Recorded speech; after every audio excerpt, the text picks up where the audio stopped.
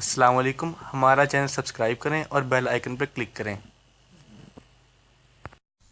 ونعوذ بالله من شرور أنفسنا ومن سيئات أعمالنا، من يهده الله فلا مضل له ومن يضلل فلا هادي له، وأشهد أن لا إله إلا الله وحده لا شريك له، وأشهد أن محمدا عبده ورسوله.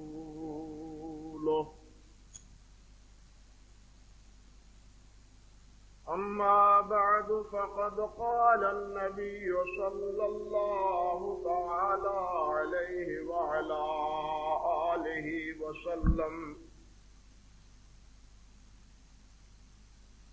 إن خير الكلام كلام الله، وخير الهدي هدي محمد صلى الله تعالى عليه وعلى آله وسلم، وشر الأمور محدثاتها، وكل محدثة بدعة، وكل بدعة ضلالة، وكل ضلالة في النار.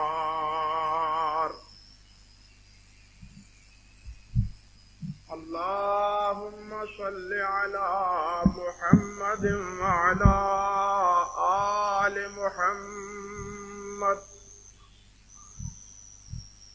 كما صليت على إبراهيم وعلى آل إبراهيم إنك حميد مجيد.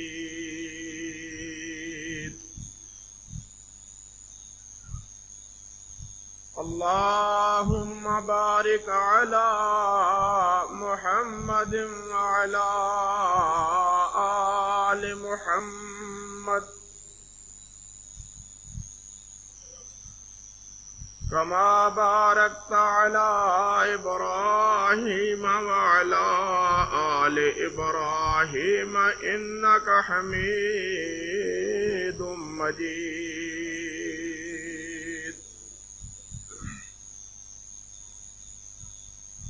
رب اشرح لي صدري ويسر لي أمري واحلل عقدة من لساني يفقه قولي. اللهم انفعنا بما علمتنا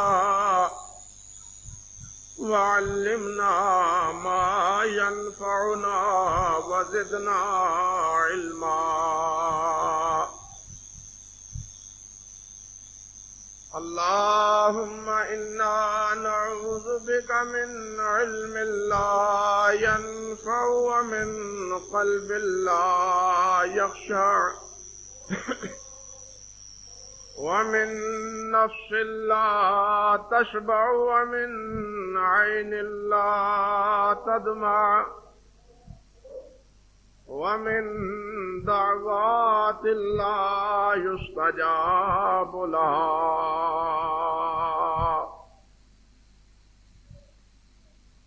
أعوذ بالله السميع العليم من الشيطان الرجيم من همزه ونفخه ونفثه.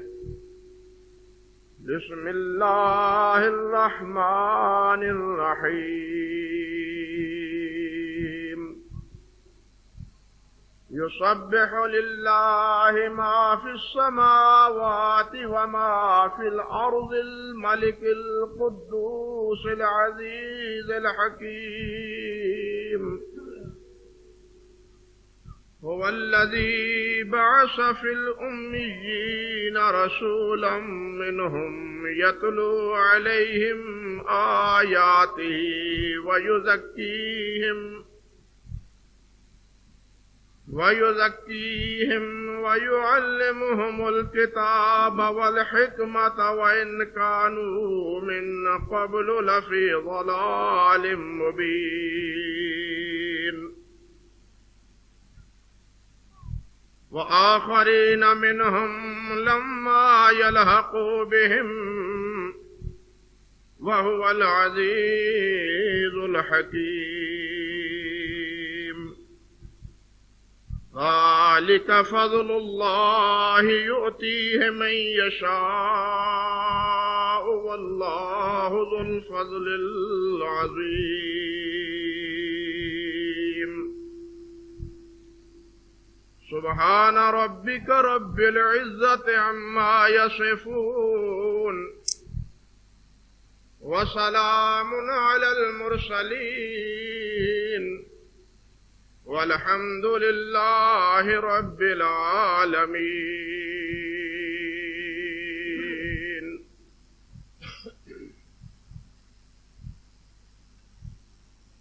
واجب الاحترام بزرگوں، عزیز بھائیوں،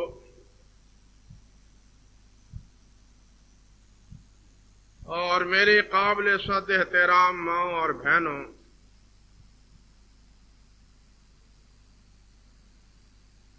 تمام مسلمانوں کا اس بات پہ اتفاق ہے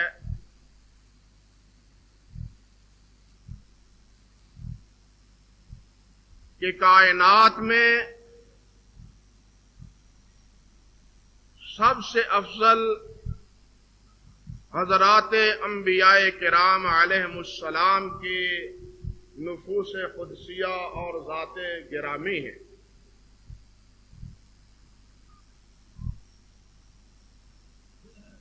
جتنے بھی اللہ ذوالجلال والاکرام نے نبی بنائے،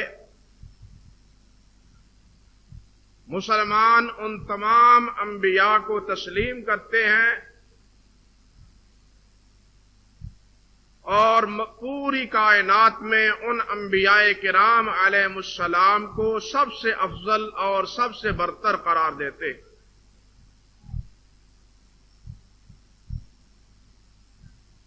پھر ان انبیاء کرام علیہ السلام میں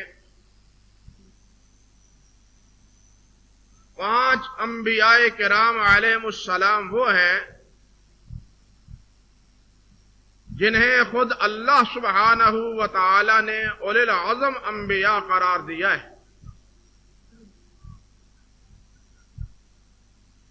اللہ سبحانہ و تعالی اپنے نبی علیہ الصلاۃ والسلام سے فرماتے ہیں کہ فاصبر کما صبر اولو العزم من الرسل، کہ اے میرے نبی محمد صلی اللہ علیہ وسلم، آپ بھی دشمنان اسلام اور دشمنان دین کی ایذا رسانی اور ان کی یاوہ گوئیوں کے مقابلے میں اسی طرح صبر کا مظاہرہ کریں جس طرح اولی العزم انبیاء کرام نے صبر کا مظاہرہ کیا ہے۔ فاصبر کما صبر اولی العزم من الرسل، اور وہ پہلے انبیاء کرام علیہ السلام میں اولی العزم حضرت نوح علیہ السلام ہیں، حضرت ابراہیم علیہ السلام ہیں، حضرت موسیٰ علیہ السلام ہیں اور حضرت عیسیٰ علیہ السلام۔ پھر ان تمام انبیاء کرام علیہ السلام میں یعنی اولی العزم انبیاء میں بھی پہلے انبیاء میں سے حضرت ابراہیم علیہ السلام کو جو مقام اور جو مرتبہ اللہ نے عطا فرمایا ہے، وہ پہلے انبیاء میں سے باقی اولی العزم انبیاء کو اللہ نے نہیں بخشا۔ یہ ابراہیم علیہ السلام کا اعزاز ہے کہ اللہ سبحانہ و تعالی نے خود یہ بات ارشاد فرمائی کہ وَاتَّخَذَ اللَّهُ إِبْرَاهِيمَ خَلِيلًا، کہ ابراہیم کو اللہ نے اپنا دوست بنایا ہے۔ بہت بڑا یہ اعزاز ہے کہ اللہ ذوالجلال والاکرام خود یہ بات ارشاد فرمائیں کہ میں نے ابراہیم کو اپنا دوست بنایا ہے۔ حدیث میں آتا ہے صحیح مسلم میں، نبی کریم حضرت محمد رسول اللہ صلی اللہ علیہ وسلم نے ارشاد فرمایا کہ ان اللہ اتخذنی خلیلا کما اتخذ ابراہیم خلیلا، کہ جس طرح اللہ ذوالجلال والاکرام نے ابراہیم کو اپنا دوست قرار دیا ہے، اسی طرح اللہ ذوالجلال نے مجھے بھی اپنا خلیل اور اپنا دوست قرار دیا ہے۔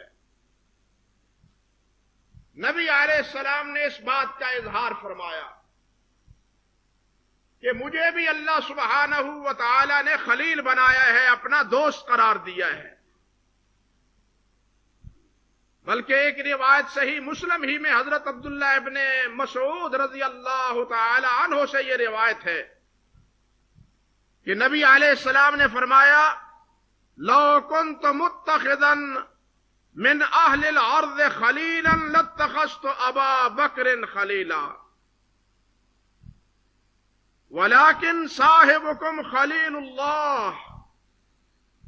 فرمایا اگر زمین میں کسی اور کو خلیل بناتا تو ابراہیم کو خلیل بناتا۔ زمین میں، اہل زمین میں والوں میں، زمین پہ بسنے والوں میں اگر میں کسی کو اپنا خلیل بناتا تو ابو بکر کو خلیل بناتا۔ وَلَكِنْ صَاحِبُكُمْ خَلِيلُ اللَّهِ، لیکن تمہارا صاحب یعنی تو ہمارے نبی محمد صلی اللہ علیہ وسلم اللہ کے خلیل ہیں، اللہ کے خلیل ہیں، اللہ کے دوست ہیں۔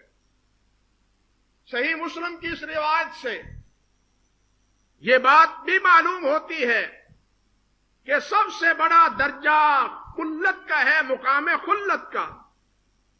ایک روایت میں آتا ہے، جامع ترمذی کی وہ روایت ہے اور حضرت عبداللہ ابن عباس سے وہ روایت مروی، جس میں بظاہر یہ معلوم ہوتا ہے کہ خلیل سے مرتبہ حبیب کا بلندتر ہے۔ اس روایت کے کچھ الفاظ یوں ہیں کہ آپ نے ارشاد فرمایا کہ ان ابراہیم خلیل اللہ الا وانا حبیب اللہ، کہ ابراہیم اللہ ذوالجلال والاکرام کے خلیل ہیں اور میں اللہ کا حبیب ہوں، میں اللہ کا حبیب ہوں۔ یعنی اس اعتبار سے، اس انداز پہ نبی علیہ الصلوۃ والسلام نے بات ارشاد فرمائی کہ ابراہیم کو اللہ ذوالجلال والاکرام نے خلیل اپنا فرمایا اور مجھے اللہ ذوالجلال نے اپنا حبیب فرمایا۔ لیکن جامع ترمذی کی یہ روایت صحیح نہیں، سندن یہ روایت نہایت کمزور ہے۔ دو راوی اس کے ایسے ہیں، زمع بن مسلمہ، زمع بن صالح اور سلمہ بن وہرام۔ یہ دونوں راوی کمزور اور محدثین رحمہم اللہ کے ہاں ضعیف ہیں۔ اس لیے اس روایت کی بنیاد پہ حبیب کے مرتبے کو خلیل کے مرتبے سے بلندتر سمجھنا یہ انصاف کا تقاضا نہیں۔ ویسے بھی اگر دیکھا جائے تو اللہ ذوالجلال والاکرام کے حبیب اور بھی ہیں۔ اللہ سبحانہ و تعالی نے اپنے پاک کلام ہی میں فرمایا ہے واللہ یحب المحسنین، کہ اللہ محسنین سے محبت کرتے ہیں۔ گویا محسنین اللہ کے کیا ہیں؟ حبیب ہیں۔ اللہ نے فرمایا ان اللہ یحب التوابین ویحب المتطہرین، کہ اللہ توبہ کرنے والوں سے محبت کرتے ہیں اور پاک صاف رہنے والوں سے محبت کرتے ہیں۔ पाकीज़गी, तहारत और सफाई, उसका एहतमाम करने वाला अल्लाह के यहां महबूब है, अल्लाह के यहां प्यारा है। और अल्लाह से तौबा करने वाले, अल्लाह की तरफ रुजू करने वाले, अल्लाह से मुआफिये मांगने वाले, अल्लाह ने फरमाया ये भी मुझे बड़े महबूब हैं।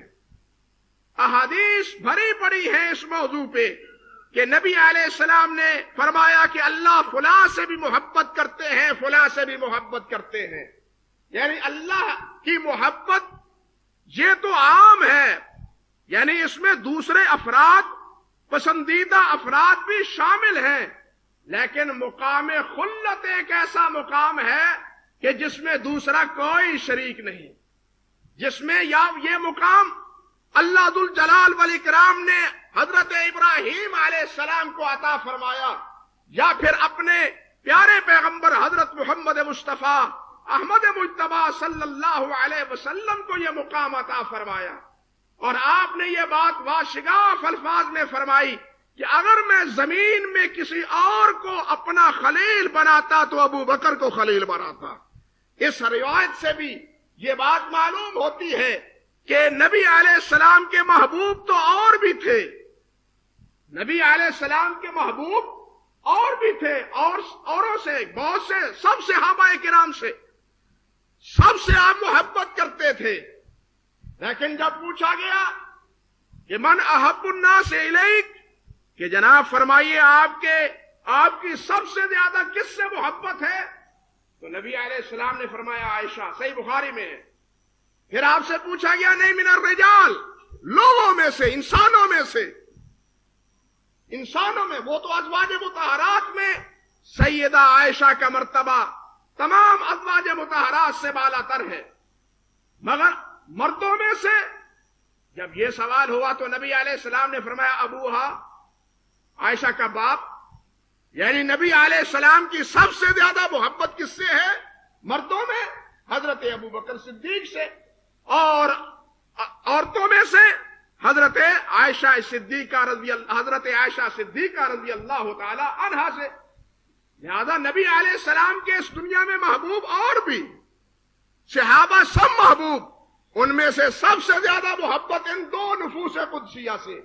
लेकिन खलील फरमाया जमीन में मैंने अपना खलील किसी को नहीं बनाया, मैंने रब्बे अर्शे अजीम को अपना खलील बनाया है, अपना दोस्त बनाया है। ये मुकाम खुल्लत या अल्लाह जुल जलाल ने अपने नबी अलैहिस्सलातु वस्सलाम को अता फरमाया, या हजरत इब्राहीम अलैहिस्सलाम को यह मुकाम अता फरमाया है। भाइयों, ये वो हकीकत है, यानी अंबियाए किराम अलैहिमुस्सलाम के इस दर्जा बंदी की जिसके तमाम मुसलमान कायल हैं। लेकिन आप गुज़श्ता खुतबे में सुन चुके हैं कि गुलाम अहमद ऐसा बदनसीब है जो अपने आप को इब्राहीम जैसा समझता है। नबी अलैहिस्सलाम से भी अपनी फौकियत और बरतरी का दावा करने वाला बदनसीब इस हिंदो पाकिस्तान में बर्रे सगीर में पैदा होने वाला कादियान का झूठा और कज्जाब और दज्जाल नबी, नबूवत का दावा करने वाला गुलाम अहमद कादियानी, जिस तरह के आप गुज़श्ता खुतबात में सुनते चले आए हैं। आप देखिए कि जब अंबियाए किराम अलैहिमुस्सलाम उस इंसान की हर्जा सराई से नहीं बच सके, तो फिर सहाबाए किराम किस तरह महफूज रह सकते हैं? सहाबाए किराम किस तरह महफूज रह सकते हैं? और अपने वाकया ये है कि उसने सहाबाए किराम के बारे में भी बड़ी जावागोई की है। आप देखिए नबी अलैहिस्सलातु वस्सलाम ने हज़रात सहाबाए किराम के बारे में यह बात इरशाद फरमाई कि असहाबे शजरा, बैत रिज़वान में शरीक होने वाले वो खुश नसीब हैं कि लन यदखुलन नार मन बायानी तहत अश-शजरा। नबी अलैहिस्सलाम ने फरमाया कि जिसने मेरे हाथ पे बैत की है दरख्त के नीचे बैठ के, अल्लाह जुल जलाल उसको जहन्नम में दाखिल नहीं करेगा। लन यदखुलन नार मन बायानी لن يدخل النار من بايعني تحت الشجرہ. اور ان کے بعد یعنی اس سے آگے دیکھیے اصحاب بدر کے بارے میں. اصحاب بدر کے بارے میں آپ نے ارشاد فرمایا کہ ان اللہ اطلع علی اہل بدر فقال اعملوا ما شئتم قد غفرت لكم. اہل بدر کو رب عرش عظیم نے یوں دیکھا ہے اور فرمایا ہے کہ اے اہل بدر تم جاؤ جو چاہو عمل کرو، آج کے بعد تمہارا کوئی عمل تمہیں نقصان نہیں دے گا، کوئی عمل تمہیں نقصان نہیں دے گا. اعملوا ما شئتم، تم جو چاہو کرو، قد غفرت لکم، تمہاری بخشش کا پروانہ میں نے تمہارے لیے لکھ دیا ہے. حضرت جبرائیل امین سے پوچھا گیا، اللہ اکبر، جبرائیل سے پوچھا گیا کہ جبرائیل، نبی علیہ السلام نے پوچھا جبرائیل بتلاؤ فرشتوں میں تمہارے ہاں افضل کون شمار ہوتے ہیں؟ تو جبرائیل نے کہا وہ فرشتے جو بدر میں آپ کی معاونت کے لیے نازل ہوئے تھے. فرشتوں میں بھی وہ فرشتے افضل ہیں جو دنیا میں زمین پہ نبی علیہ السلام کی اعانت کے لیے، آپ کی دلجوئی اور مدد کے لیے بدر کے روز اترے تھے. فرشتے بھی وہ افضل ہیں باقی فرشتوں سے.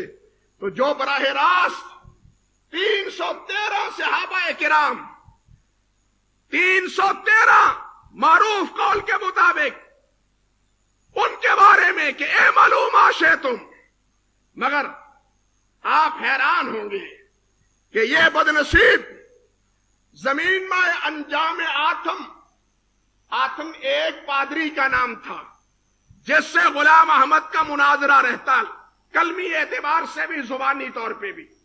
اس کی تردید کے لیے اس نے ایک کتاب انجام آتم لکھی اور اسی کا ضمیمہ بھی پھر شائع کیا. اسی ضمیمے میں اس بدنصیب نے اور 313 اصحاب بدر کی طرح اپنے اصحاب 313 اصحاب کا نام بنام ذکر کیا ہے کہ اگر نبی علیہ السلام کے ساتھی بدر میں شریک ہونے والے فلاں 313 تھے تو میری امداد اور اعانت کرنے والے میرے ہمنوا ان میں سے بھی یہ 313 سب سے فائق ہے. آپ اندازہ کیجئے کہ کس طرح یہ بدنصیب صحابہ کرام رضوان اللہ علیہ مجمعین کے ساتھ اور نبی علیہ السلام کی بشارتوں کے مقابلے میں اپنے پیروکاروں کی عظمت اور ان کی شان کے بارے میں کیا جناب تصور رکھتا ہے کہ 313 بدری صحابہ کے حوالے سے وہ کہتا ہے کہ یہ بھی اسی طرح ہے جس طرح بدری 313 تھے. معاذ اللہ ثم استغفر اللہ.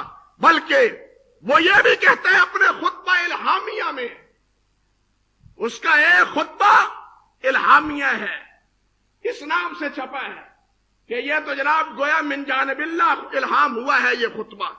اس میں کہتا ہے جو میری جماعت میں داخل ہوا وہ در حقیقت خیر المرسلین کے صحابہ میں داخل ہوا. اعوذ باللہ من الشیطان الرجیم. جو میری جماعت میں داخل ہوا وہ در حقیقت خیر المرسلین کے صحابہ میں داخل ہوا. اور یہی معنی ایک آیت وآخرین منہم کے لفظ سے ظاہر ہوتی ہے. اعوذ باللہ من الشیطان الرجیم. یہ جو ابتدا میں نے سورۃ جمعہ کی ابتدائی آیتیں پڑھی جس میں وآخرین منہم لما یلحقوا بہم، جس میں نبی علیہ السلام کی در حقیقت نبوت عامہ کا اعلان ہے کہ آپ امیین کے رسول ہی نہیں بلکہ امیین کے علاوہ باقی بھی جتنے بھی ہیں وآخرین منہم ان کے بھی رسول ہیں.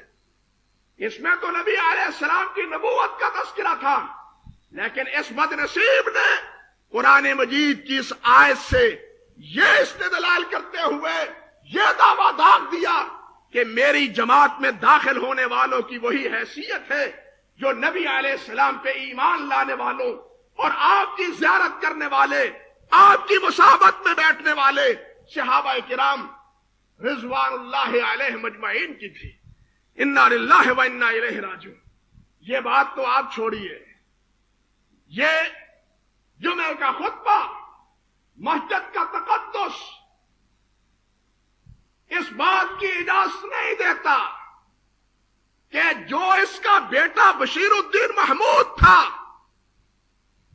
اس کی چال چلن کیا تھے اور اس کا عمل و کردار کیا تھا۔ تاریخ محمودیت مستقل اس کے اعمال پہ ایک کتاب چھپی ہے اور چھاپی بھی قادیانیوں نے ہے، لاہوری قادیانیوں نے۔ اس میں اس کا جو عمل و کردار ظاہر کیا ہے، مسجد کا تقدس مانے ہے کہ اس کی ایک بات بھی حوالے کے طور پہ آپ کے سامنے رکھے۔ جو انسان بد کرداری اور بد اخلاقی میں اپنی انتہا کو پہنچا ہوا ہو، وہ بیٹا ہو اور غلام احمد کا دوسرا خلیفہ ہو، جناب جب اس کا یہ عمل و کردار ہے تو آپ بتلائیے ان نجس وجودوں کو ان نفوس قدسیہ پہ قیاس کرنا اور ان سے تشبیہ دینا، اسی طرح کا قرار دینا، بتلائیے اس سے بڑی دریدہ دہنی اور اس سے بڑی گستاخی صحابہ کرام کی اور کیا ہو سکتی ہے۔ انا للہ و انا الیہ راجعون۔ بلکہ اس سے بھی آگے دیکھیے، اللہ اکبر، میں حیران ہوں کہ اس کے پیروکار وہ کتنے بد زبان تھے صحابہ کرام کے بارے میں، یہاں تک کہ ماہنامہ مہدی جو لاہور سے چھپتا تھا اور لاہوری قادیانیوں کا ترجمان تھا، اس نے لکھا ہے کہ غلام احمد کے پیروکاروں میں سے ایک نے یہاں تک کہا کہ ابو بکر و عمر کیا تھے، وہ تو حضرت غلام احمد کی جوتیوں کے تسمے کھولنے کے بھی لائق نہ تھے۔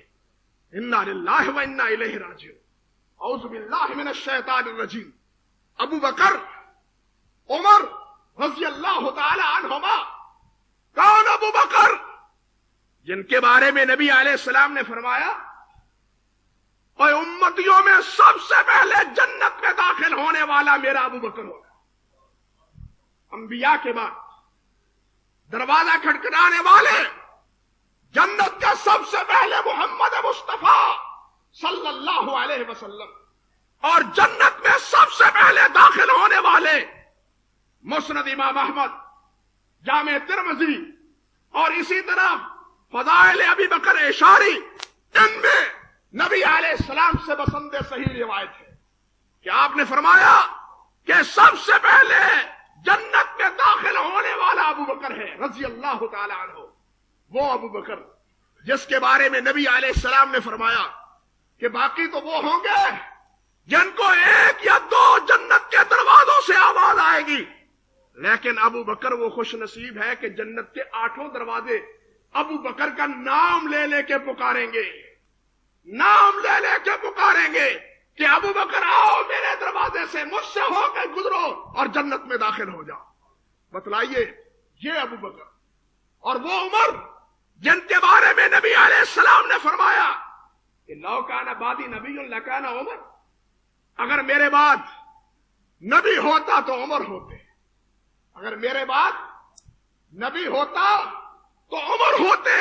اب ان دونوں کے بارے میں قادیانی یہ ہرزہ سرائی اور بکواس کرتے ہیں، کہتے ہیں کہ یہ دونوں ابو بکر و عمر کیا تھے، وہ تو حضرت غلام احمد کی جوتیوں کے تسمے کو کھولنے کے بھی لائق نہ تھے۔ انا للہ و انا الیہ راجعون۔ نبی علیہ السلام جاتے ہوئے اپنے مصلی پہ ابو بکر کو کھڑا کر کے جائیں، نبی علیہ السلام فرمائے کہ میں نے تمام کے احسانات کا بدلہ چکا دیا، لیکن ابو بکر کے احسانات کا بدلہ میں نہیں چکا سکا۔ قیامت کے دن اللہ سے ابو بکر کے احسانات کا بدلہ لے کے دوں گا۔ نبی علیہ السلام تو یہ فرمائے، لیکن غلام احمد کی ذریت وہ یہ کہے کہ یہ تو ہمارے حضرت جی کی جوتی کا تسمہ کھولنے کے بھی لائق نہیں تھے. ایمانداری سے بتلائیے کہ ان بد دماغوں کے سروں پہ جہنم کے دروغوں کے جوتے پڑیں گے یا نہیں پڑیں گے؟ انشاءاللہ یقیناً پڑیں گے، یقیناً پڑیں گے. ان بد دماغوں کا دماغ جہنم میں درست ہوگا انشاءاللہ العظیم. آپ اندازہ کریں کہ شیخین حضرت صدیق اکبر، فاروق اعظم، ان کے بارے میں جن کی یہ فکر اور جن کے یہ الفاظ ہو، وہ دوسرے صحابہ کے بارے میں کیا کہتے ہوں گے؟ اللہ اکبر. حضرت ابو ہریرہ رضی اللہ تعالی عنہ، راویۃ الحدیث، نبی علیہ السلام کی حدیث کا راوی، جس نے سب سے زیادہ نبی علیہ السلام کی احادیث کو روایت کیا، جن کے بارے میں نبی علیہ السلام نے دعائیں کی، وسعت علم کے بارے میں بھی اور قوت ضبط اور قوت حفظ کے بارے میں بھی. مگر یہ بدنصیب، یہ بدطینت اسی حضرت ابو ہریرہ کے بارے میں کہتے ہیں کہ ابو ہریرہ کے اقوال کو، روایات کو ردی کی ٹوکری میں پھینک دو. اعوذ باللہ من الشیطان الرجیم. ابو ہریرہ نادان اور غبی انسان تھا، معاذ اللہ ثم استغفر اللہ. اندازہ کیجئے کہ سیدنا ابو ہریرہ رضی اللہ تعالی عنہ کے بارے میں غلام احمد قادیانی کے تاثرات کیا ہیں. حضرت علی رضی اللہ تعالی عنہ، جن کے بارے میں، جن کی عظمت، جن کا مقام کسی مسلمان سے مخفی نہیں. نبی علیہ السلام نے ارشاد فرمایا، آپ نے یہ بات فرمائی کہ انت منی بمنزلت ہارون من موسیٰ الا انہ لا نبی بعدی. فرمایا کہ علی وہ ہے کہ ان کو میرے ساتھ وہی نسبت ہے جو حضرت ہارون کو حضرت موسیٰ سے تھی.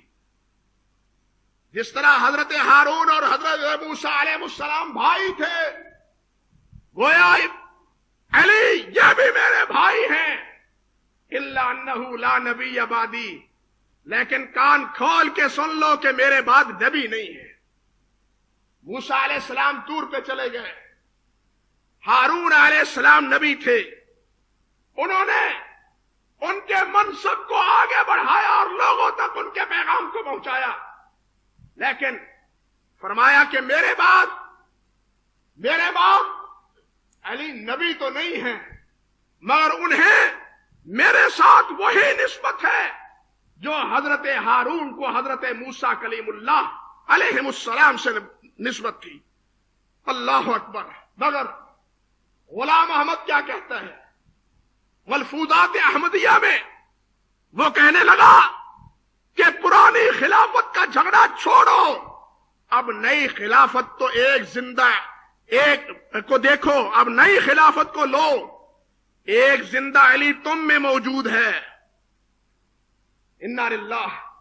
ایک زندہ علی تم میں موجود ہے، اس کو چھوڑتے ہوئے مردہ علی کی تلاش کرتے ہو. انا للہ و انا الیہ راجعون. اپنے آپ کو اس نے حضرت علی قرار دیا ہے اور کہتا کس انداز سے ہے کہ علی تو فوت ہو چکے، دنیا سے کوچ کر چکے، دنیا سے جا چکے، اور تم فوت ہونے والے کے پیچھے اس کی خلافت کے جھگڑے میں پڑے ہوئے ہو. زندہ علی کے بارے میں جانو، مجھ سے وابستہ ہو جاؤ اور فوت ہونے والے علی کا ذکر چھوڑ دو. انا للہ و انا الیہ راجعون. آپ اندازہ کریں کہ صحابہ کرام کے بارے میں اس کے تاثرات کیا ہیں. حضرت سیدنا حسین رضی اللہ تعالی عنہ، اللہ اکبر. حسنین کو نبی علیہ السلام نے فرمایا سیدہ شباب اہل الجنہ. یہ میرے دونوں بیٹے جنتیوں کے نوجوان، اہل جنت کے نوجوانوں کے سردار ہوں گے. سیدہ شباب اہل الجنہ، الہا حسنین کی رفاقت میں ہمیں بھی جنت الفردوس نصیب فرما۔ نبی علیہ السلام نے فرمایا کہ حسنین سیدہ شباب اہل الجنہ۔ نبی علیہ السلام نے فرمایا الحسین منی وانا من الحسین، حسین مجھ میں سے ہے اور میں حسین سے ہوں۔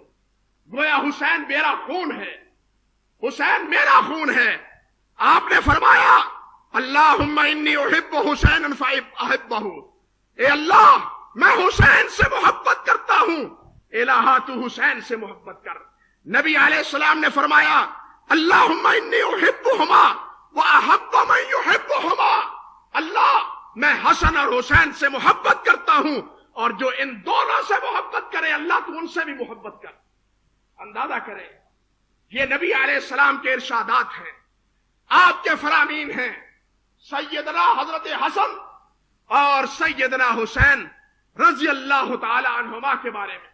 مگر غلام احمد کیا کہتے ہیں؟ اللہ اکبر، کہتے ہیں کربلائے اس سیر ہر آنم صد حسین اس در گریبانم، انا للہ و انا الیہ راجعون۔ اور تم کربلا کی ذکر کرتے ہو، کربلا کی یاد منانے والوں، اور میں تو ہر وقت کربلا کی سیر کرتا ہوں۔ کہتے ہیں کربلائے اس سیر ہر آنم، کربلا کی تو میں ہر آن، ہر لحظہ، ہر گھڑی سیر کرتا ہوں۔ اور صد حسین اس در گریبانم، تم ایک حسین کو کہتے ہو، وہ 100 حسین میری جیب میں ہیں، انا للہ و انا الیہ راجعون۔ ایک حسین کو روتے ہو، 100 حسین میری جیب میں ہیں۔ یہ حسین سے بھی اپنے آپ کو افضل، حضرت علی جیسا اپنے آپ کو کہنے والا، ابو بکر و عمر کو اس کی ذریت اس قابل نہیں سمجھتی کہ وہ غلام احمد کے تسمے کو بھی کھولے، معاذ اللہ ثم استغفر اللہ۔ بتلائیے جو یہ فکر رکھنے والی جماعت اور جو حلقہ ہو، کیا وہ مسلمانوں کا حلقہ شمار ہو سکتا ہے؟ مسلمانوں میں ان کا شمار اور مسلمانوں کے اعتبار سے ان کی مراعات، یہ ملک کے آئین سے بھی غداری ہے اور اسلام سے بھی غداری ہے۔ یعنی اہم مناصب پہ ان کی ذمہ داری، یہ ملکی آئین سے بھی غداری اور اسلام سے بھی غداری ہے۔